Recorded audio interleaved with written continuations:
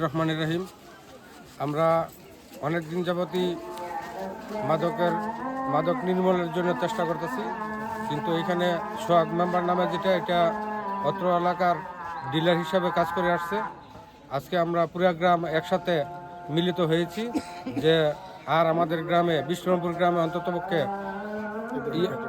এই ধরনের কার্যকলাপ, ইয়াবা ব্যবসা, ইয়াবা সেবন কোনোটাই চলবে না।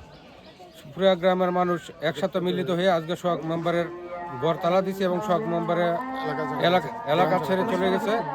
আমরা তাকে 10 বছরের জন্য আলটিমেটাম দিছি। 10 বছরের মধ্যে সে গ্রাম ঢুকতে পারবে না। মিন্টুকে 10 বছরের জন্য বিতাড়িত করছে, সেও ঢুকতে পারবে না। আর তার সহযোগী যারা আছে তাদের জন্য একই পরিণতি হবে। আমরা যাকে পাবো তাকেই গ্রাম ছাড়া করব। আমরা এইভাবে আমাদের গ্রামকে মাদকমুক্ত এবং সুরক্ষিত রাখার চেষ্টা করবো ইনশাল্লাহ। এই বলে আমার বক্তব্য শেষ।